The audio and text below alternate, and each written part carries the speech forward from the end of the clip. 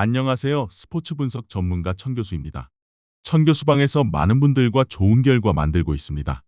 의사소통하실 분들은 고정 댓글 확인해 주세요. 그럼 오늘의 경기 분석 시작하겠습니다. 1월 2일 국내 경기, 해외 축구 6경기 분석 시작하겠습니다. 첫 번째로 서울 삼성 대 창원 LG 경기 알아보겠습니다. 먼저 서울 삼성은 최근 공격과 수비 양면에서 모두 흐름이 흔들리고 있다.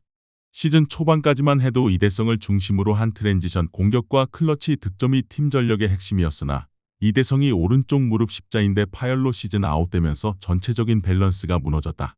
그는 경기 후반 클러치 국면에서 볼을 맡기던 절대적인 신뢰 자원이었다. 이탈 이후 삼성은 이관희, 최성모, 한호빈 등이 번갈아 볼 핸들링을 맡고 있으나 패스 전개 과정에서의 턴오버와 불안정한 경기 운영이 빈번해졌다. 공격의 흐름이 멈추는 시간이 잦아지고 외국인 선수 중심의 세트플레이에 과도하게 의존하면서 공격 리듬이 일정하지 않다. 상대 수비 전환이 빨라지면 삼성의 공격 루트는 쉽게 봉쇄되고 이에 따라 수비에서도 실책과 리바운드 허용이 늘어 연패의 고리가 끊어지지 않고 있다. 감독의 수비가 농구 이전의 문제라는 언급에서 드러나듯 조직력 자체가 흔들리는 양상이며 홈 경기에서도 상대를 압박하기보다는 쫓아가는 형태가 반복된다.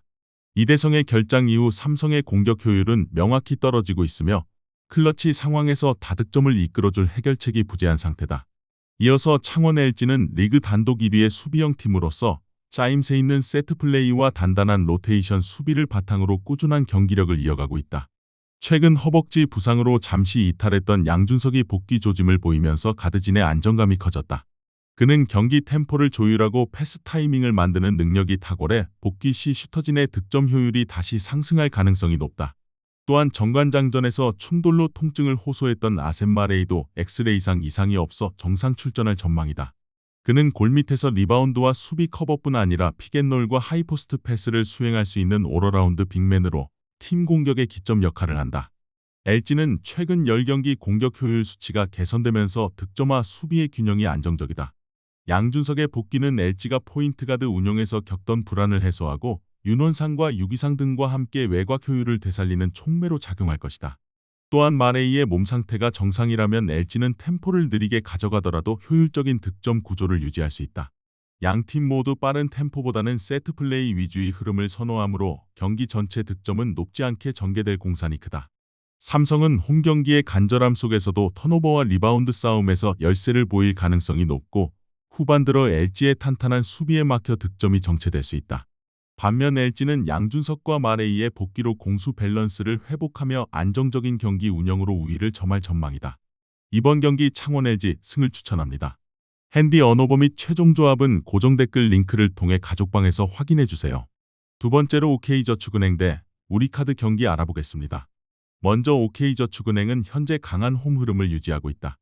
최근 6경기 연속 홈 승리를 이어가며 조직적인 블로킹과 서브 집중력으로 초반부터 상대를 압박하는 패턴을 확립했다. 특히 어포짓 디미트로프의 공격 성공률이 꾸준히 상승하며 전광인과의 좌우 밸런스가 안정된 것이 큰 힘이 되고 있다. 다만 리베로 정성현이 복부 타박에 따른 근육염자로 출전이 불투명하다는 점은 수비 라인 전체의 리시브 안정도에 다소 영향을 미칠 수 있다. 기존의 탄탄한 수비 흐름이 흔들릴 경우 세트 중반 득실점의 균형이 무너질 위험이 있으며 차지환이 무릎 통증으로 선발에서 제외될 가능성이 높은 점 또한 공격 전개 다양성 측면에서 변수로 작용할 전망이다. 그럼에도 불구하고 주포 디미트로프의 최근 득점 기세가 뚜렷하고 센터 오데이가 중심을 잡고 있는 블로킹 라인의 응집력이 건재하기에 홈에서는 여전히 강한 모습을 보일 가능성이 크다. 이어서 우리카드는 감독 교체 이후 첫 경기를 치르며 불안 요소와 기대 요인이 공존한다. 새 감독 체제 아래에서 리시브 안정성은 유지될 것으로 보이지만 전술 운영 면에서는 다소 혼선이 생길 수 있다. 서브 강점을 살린 초반 압박이 필요한 상황으로 기존의 라인업을 최대한 단순하게 운용하며 집중력을 극대화할 것으로 예상된다. 특히 세터와 윙 스파이커 간의 호흡이 얼마나 빠르게 맞춰지느냐에 따라 경기 흐름이 달라질 가능성이 높다. 우리카드는 원정 경기에서 승률이 낮았지만 서브 감각이 살아날 경우 세트 후반부 접전으로 이어지는 구도가 만들어질 수 있다. 감독 교체로 인한 심리적 반등이 예상되는 만큼 경기 초반 반전을 노리며 강한 서브를 구사할 가능성이 높다. 하지만 홈에서의 심리적 안정감과 관중의 응원을 등에 업은 OK저축은행의 블로킹 전력이 압박의 균형을 유지할 핵심이 될 전망이다. 종합적으로 보아 이 경기는 홈팀이 공격과 블로킹 중심의 주도권을 잡는 흐름 속에서 세트 후반 리시브 안정도가 경기 양상을 좌우할 가능성이 크다. 상대적으로 수비 조정에 시간이 걸리는 우리 카드는 강한 서브로 맞불을 놓겠지만 홈팀의 응집된 공격력과 연속 득점 구간의 집중력이 더 돋보일 것으로 보인다. 경기 전체 흐름은 중후반으로 갈수록 득점 교환이 활발해지며 평균 이상의 세트 득점이 이어질 가능성이 높다. 이번 경기 OK저축은행 승을 추천합니다. 핸디 언어버 및 최종 조합은 고정 댓글 링크를 통해 가족방에서 확인해주세요. 세 번째로 페퍼저축은행 대 IBK기업은행 경기 알아보겠습니다. 먼저 페퍼저축은행은 지난 라운드에서 긴 연패를 끊으며 팀 분위기를 반등시켰다. 주전 세터 이원정이 복귀한 이후 공격 루트의 다양성이 살아났고 조이와 시마무라의 호흡이 점차 완성 단계에 이르고 있다. 특히 홈 경기에 강점을 보여온 페퍼는 세트 중반 이후 빠른 템포의 공격 전개로 상대 수비를 흔드는 장면이 많아졌다. 박정아 또한 근육 피로로 잠시 컨디션 조절에 들어갔으나 현재 정상적으로 출전 가능한 상태이며 공격과 수비에서 안정적 역할을 수행 중이다. 다만 오은채의 컨디션 저하로 중앙 라인의 교체 폭이 제한될 가능성이 있어 경기 후반 체력 배분이 주요 관건으로 작용할 것이다. 이어서 IBK기업은행은 여우현 감독 대행 체제 아래에서 팀 밸런스를 되찾은 모습이다. 킹켈라, 빅토리아, 이주아로 이어지는 1, 2, 3단 공격축이 안정적이며 리시브 조직력과 세컨드 볼 처리의 완성도가 높다. 킹켈라가 손가락 부상으로 테이핑을 한 상태지만 실전 영향은 미미한 수준으로 평가된다. IBK는 리시브 성공률과 디그 지표 모두 리그 상위권을 유지하며 수비에서 상대의 공격 템포를 효과적으로 제어하고 있다. 또한 상대의 강한 서브를 빠르게 받아 역공으로 전환하는 능력이 향상되어 세트 중반 대등한 구간에서 주도권을 잡는 장면이 자주 나타나고 있다. 이번 경기는 홈인 페퍼저축은행이 공격 효율로 맞서고 IBK기업은행이 수비 안정성으로 맞받아치는 전형적인 양상으로 전망된다. 세터 이원정 복귀 이후 페퍼의 공격 완성도가 오르며 세트 내 기복이 줄었으나 IBK의 리시브 체계는 장기 랠리로 이어질 가능성이 높아 총점이 높게 형성될 가능성이 크다. 전체적으로 페퍼가 홈의 에너지 속에 꾸준한 세트 경쟁력을 보여줄 것으로 보이나 IBK의 중앙 수비 정비와 빠른 공격 연결력에서 우세를 점할 가능성이 크다. 이번 경기 IBK기업은행 승을 추천합니다. 핸디 언어버 및 최종 조합은 고정 댓글 링크를 통해 가족방에서 확인해주세요. 네 번째로 칼리아리 대 AC밀란 경기 알아보겠습니다. 먼저 칼리아리는 이번 시즌 세리에 A 잔류 경쟁에서 여전히 불안한 위치에 놓여 있다. 파비오 피사칸의 감독이 지휘봉을 잡은 이후로 팀은 조직력 강화에 주력하며 수비적인 균형을 우선시하고 있다. 최근 토리노를 상대로 귀중한 승리를 거두며 한숨 돌렸지만 이번 라운드 상대는 리그 상위권을 달리는 강호 AC밀란이다. 공격수 안드레아 벨로티와 제페드로가 부상으로 이탈한 가운데 주앙 로드리게스와 예리 미나가 병에서 회복해 합류했다는 점은 수비진의 긍정적인 요인으로 작용한다. 반면 윙어 지토 루분보는 아프리카 네이션스컵 참가로 결장하며 미드필더 미카엘 폴로른쇼는 무릎 인대 부상으로 오랜 회복이 불가피하다. 이러한 전력 공백 속에서 세미우 킬리초이가 공격의 최전선에 서며 최근 두 경기 연속 득점으로 기대를 모은다. 중원에서는 마테오 프라티가 팀의 허리 역할을 맡으며 가브리엘레 자파가 측면 돌파를 통한 공격 전개를 주도할 것으로 전망된다. 칼리아리는 전력 열세를 의식해 수비 라인을 낮추고 역습 중심의 운영을 택할 가능성이 크다. 이어서 AC밀란은 이번 원정에서 리그 선두 탈환을 노리고 있다. 막시밀리아노 알레그리 감독 체제 아래에서 팀은 시즌 내내 균형 잡힌 전력을 자랑하며 안정적인 흐름을 이어가고 있다. 크리스티안 플리식과 크리스토퍼 은쿤쿠가 구성한 투톱 라인은 빠르게 호흡을 맞추며 최근 헬라스 베로나전에서는 두 선수가 합작으로 3골을 만들어내며 공격의 활로를 열었다. 미드필더진에는 루카 모드리치와 아드리엥 라비오, 루벤 로프터스치크가 포진해 있으며 전술 이해도와 경기 조율 능력이 팀의 중심을 잡아주고 있다. 수비진의 토모리와 파블로비치는 안정적인 조합으로 실점을 줄이고 있으며 마이크 매냥의 철벽 같은 선방도 밀란의 승점 관리에 큰 역할을 하고 있다. 다만 라파엘 레앙이 부상 복귀 직후라 출전 시간에는 제한이 있을 수 있다. 알레그리 감독은 시즌 내내 최소한의 교체와 고정된 주전 운용을 통해 팀 결속력을 높였지만 이로 인해 후반 체력 저하가 간헐적으로 드러나는 점은 관리 포인트로 남아있다. 모드리치가 중원에서 리듬을 조율하고 플리식과 은쿤쿠가 측면과 중앙을 넘나들며 칼리아리 수비를 흔드는 장면이 잦을 것이다. 수비 단계에서도 밀란은 라인 유지와 압박 전환이 안정되었으며 세트피스에서도 위협적인 모습을 꾸준히 보여왔다. 칼리아리가 역습 찬스를 노린다 해도 밀란의 후방 배치와 빠른 커버 능력을 감안하면 득점 가능성은 높지 않다.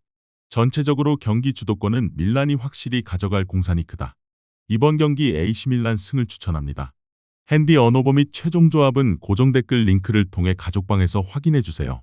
다섯 번째로 툴루즈 대 알시랑스 경기 알아보겠습니다. 먼저 툴루즈는 홈에서 랑스를 상대로 중요한 승부를 앞두고 있다. 툴루즈는 2025년 말부터 꾸준히 상승세를 보이며 중상위권까지 도약했다. 카를레스 마르티네스 감독이 이끄는 팀은 최근 공식전 연승 속에서 경기력의 안정도를 얻었으며 특히 공수 밸런스가 눈에 띄게 향상되었다. 최근 파리FC전에서 3대0 완승을 거두는 과정에서 산티아고 이달고가 결승골을 넣고 얀 그보오가 멀티골을 터뜨리며 팀 공격을 이끌었다. 골키퍼 기욤 레스트 역시 올 시즌 리그 6번째 클린시트를 기록하며 팀의 수비적 안정감을 보여주었다. 그러나 주전 미드필더 아부 프란시스는 경골 골절로 이번 경기 출전이 불가능하며 수비 자원인 워렌 카만지는 가벼운 타박으로 출전이 불투명하다. 또한 공격수 프랭크 마그리가 카메룬 대표팀 소집으로 빠지면서 공격 전술의 선택지가 다소 제한될 전망이다. 다만 홈에서는 최근 여러 경기에서 강한 압박과 조직적인 수비를 유지해왔고 선수들 간의 유기적인 연결이 좋아진 만큼 홈팬들의 기대감이 높다. 이어서 랑스는 이번 시즌 단단한 수비를 기반으로 파리 생제르맹을 제치고 리그 선두를 질주 중이다. 피에르 사즈 감독 부임 이후 팀의 철저한 수비 전술은 리그 최저 실점으로 이어졌고 조직적인 압박과 짜임새 있는 미드필드 운영으로 안정적인 리듬을 만들어내고 있다.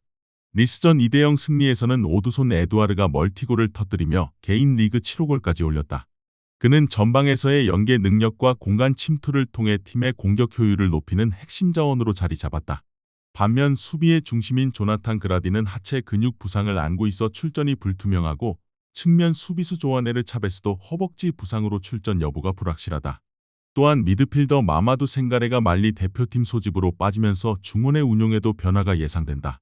그라디와 생가레의 부재는 수비 라인의 대응 속도에 영향을 미칠 가능성이 있어 피지컬이 강한 상대 공격진을 상대로 수비 뒷공간이 약화될 수 있다. 그럼에도 랑스는 올 시즌 원정에서 5경기 승리를 챙기며 안정적인 경기 운영을 보여주고 있고 조직적인 수비 라인을 토대로 승점을 꾸준히 확보하고 있다. 랑스는 리그 우승 경쟁에서 단 한 경기라도 놓칠 수 없는 상황이며 공격과 수비의 집중력이 여전히 높은 수준을 유지하고 있다. 반면 툴루즈는 핵심 미드필더의 결장으로 중원 장악력이 다소 떨어질 것으로 예상되며 랑스의 후방 빌드업 차단 능력에 고전할 가능성이 있다. 결국 전력과 안정감에서 한 단계 위에 있는 랑스가 경기의 주도권을 가져갈 것으로 보인다. 이번 경기 알시랑스 승을 추천합니다. 핸디 언어버 및 최종 조합은 고정 댓글 링크를 통해 가족방에서 확인해주세요. 마지막으로 라요 바이에카노 대 헤타페 경기 알아보겠습니다.